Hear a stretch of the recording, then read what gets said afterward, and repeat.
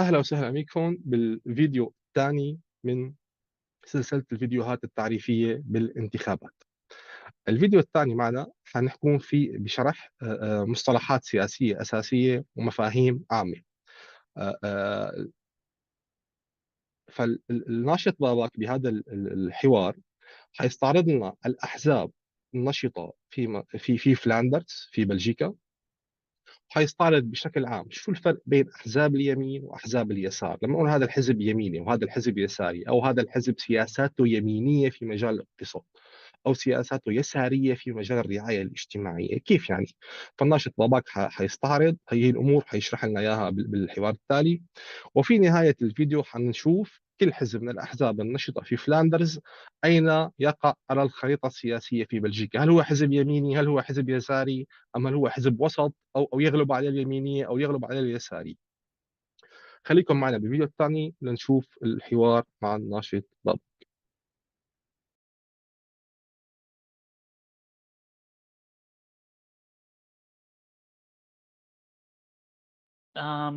Here I actually put the main, Yeah. let me move this thing a little here. Main political parties that are active in Flemish region. So we are going to talk about them a little and what they think about, what are their ideas, but I also put the logo there because you probably seen in Belgian election, you see the logo and the visual messages a lot. That's one of part of Belgian election, and it's good to get ourselves familiar with them. I put them in two groups. One of these groups is the government group, which are the parties that are currently in power in Belgium. NVA, CDNV, and Open-VLD are three parties in power, and also the opposition group, Groen, Vooruit, and PvdA, which are three parties that are in opposition to the current government in Belgium. That doesn't mean these parties that are in the same group are even close ideologically. There are so many circumstances that creates this kind of coalitions in Belgium, and that's one of the interesting and sometimes very annoying for people part of after election stories in Belgium that these governments are forming. But that's a different discussion we can have. Let me go to this one. Yeah, okay. I wanted to also talk about this. I know you are also interested in this topic, to talk about left and right. So I tried to put Belgian parties in that diagram down there. You can see very near center, a little to the right, we have Open-VLD. A little more to the right after that, we have CDNV. Then we have NVA, that is a right conservative party. And there it goes to the far right. To the left, we have Vooruit, which is a rebranding for the SPDA. It's Socialist Democratic Party in Belgium.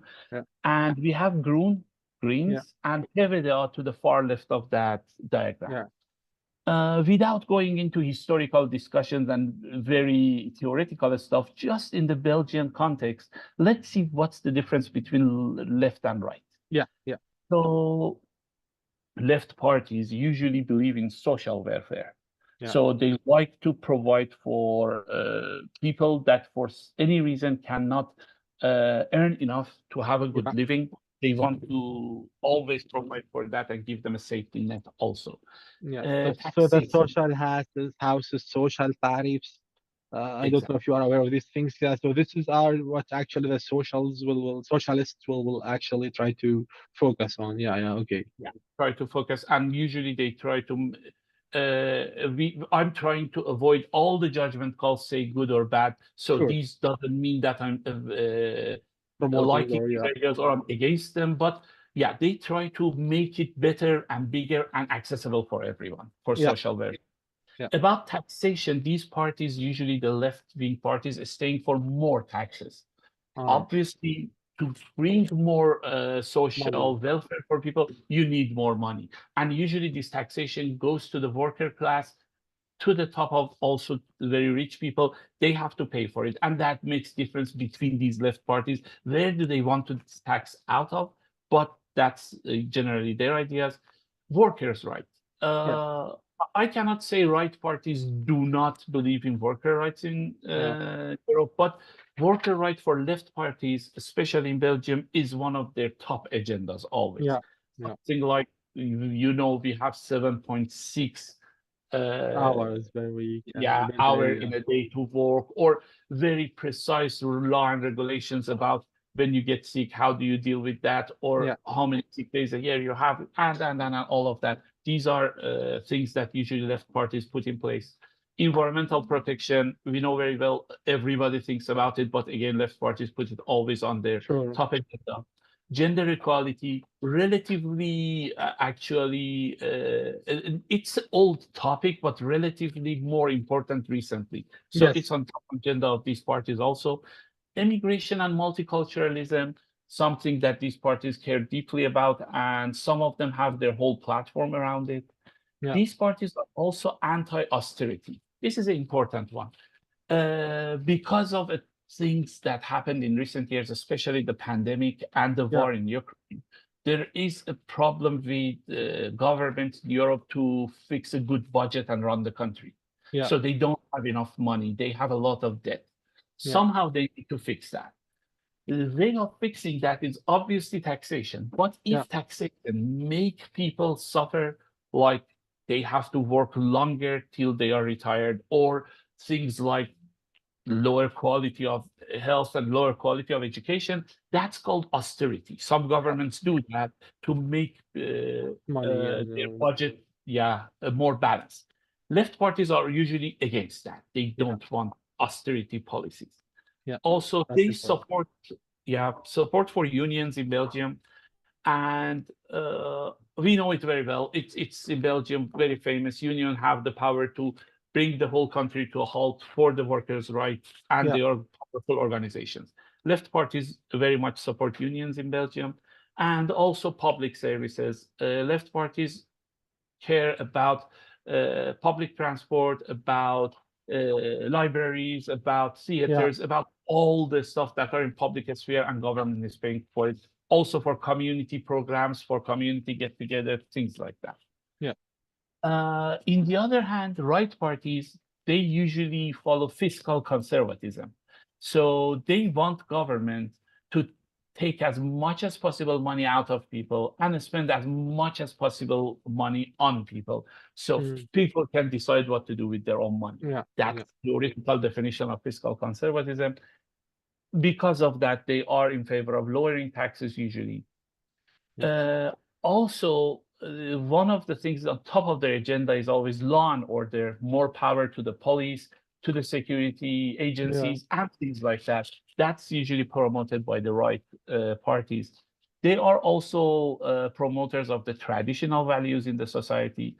This can go from old school Christian values for European countries to the modern era of multicultural traditional values, like the value of family, which is same thing between all cultures, value of marriage, and things like that.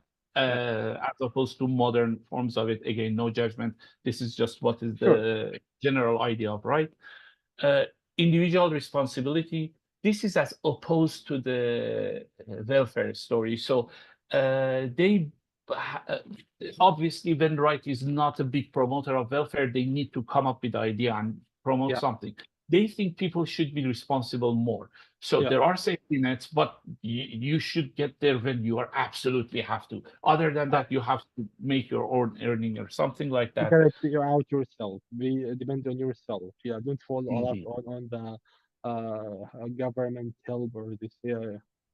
Exactly. That's, and there are stories, if you go theoretical, read these books, that says, so if there are too many welfares like Europe, Americans usually say that people start behaving that way. So if you push people more, they take more responsibility. These are all theoretical discussions that creates this ideologic actually landscape.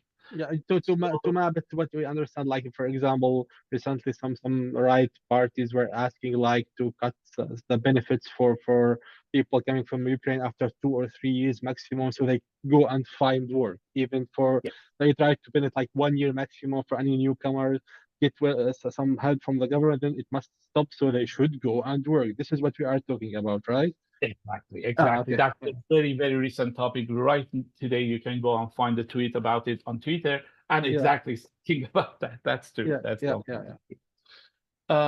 Skepticism of international institutions. That's not a very common thing in Belgium generally, but right-wing parties tend to be a skeptic of EU and United Nations and WHO and organizations like that. So they more want to count on their own government and their own country than on foreigners.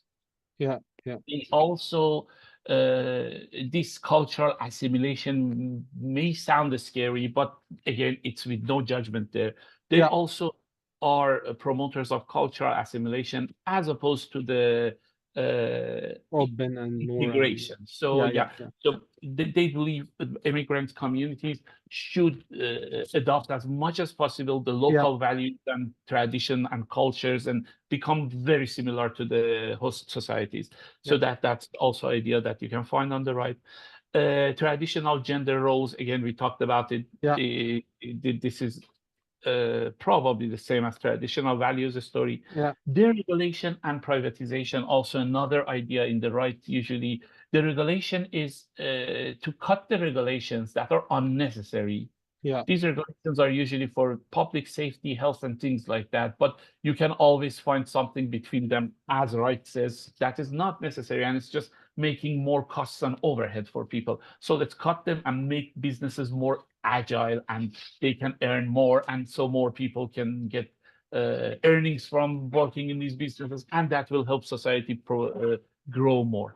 Privatization also is not a very popular idea in Belgium, but it's something like public spendings and public organizations like public transport, like TVs, news, things like that, should be run by people and the individuals and not other. Also, we know right has ideas about tougher immigration laws. So they are favor of letting in people who are more educated and have more money or something like that. Also, they are promoters of entrepreneurship, as opposed to workers' right and workers working, and they are important for them. Companies are more important and corporations because they provide job and create better opportunities for people to grow. So you can see almost in every one of those small texts there is a duality that they go against each other, and usually a nice, good political order comes out of a balance between these two, based on everybody's experience. But that will actually, looking at this, will show you that generally yourself on which side you're standing, which one of these are more appealing to you, and you can make a decision to which side of this left-right diagram you should move and look for the parties that are probably representing your interests better. Okay. So like I have a couple of basic questions here. So when we hear like this party as a socialist party, that means that definitely they are left. They are focusing on social welfare, taxations, blah blah blah. That's it. And just a general idea about this. The left side of this diagram that you can see here is socialists and social democrats and greens and communists, and these are always left, and they are all believing socialist policies. The right side is a bit more messy. So you have liberals or between left and right, so they're more around center. You have Christian Democrats. You have nationalists. So those will come into the right. That was my next question. So when we hear liberals, actually the liberal value, liberty, the freedom of speech, so we in my mindset at least, and liberals are left, but I can see here they are not left. They are in the kind of the center. It has an interesting, actually, story behind it. I try to make it very short, but liberalism, as we understood it when we were little kids, was always on the right side. Liberalism from John Locke, Adam Smith, from the United States politics, it was a right idea, the free market stuff and things like that.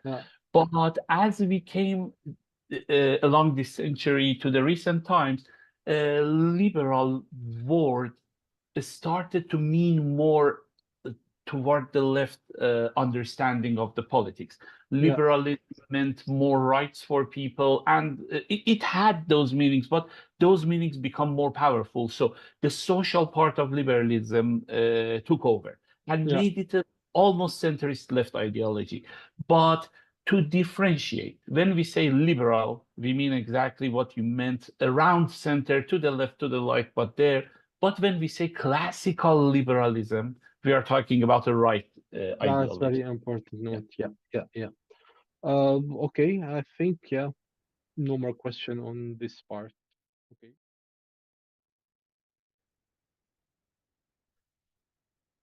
طيب، رجعنا لكم هلا. مثل ما شفنا بالفيديو الثاني، اطلعنا مع بابك على مفاهيم عامة، مفاهيم سياسية عامة. اطلعنا على شو يعني ليبرالية مثلا، شو يعني اشتراكية. وطبعا استعرضنا مثل ما قدمنا الفرق بين أحزاب اليمين وأحزاب اليسار بشكل عام. طيب، الفيديو التالي هلا حنبلش بالدسم مثل ما بيقولوا. رح ندخل بقى بكل حزب ونستعرض أفكاره وبرامجه وأجنداته لحتى نتعرف عليه أكثر. خليكم معي.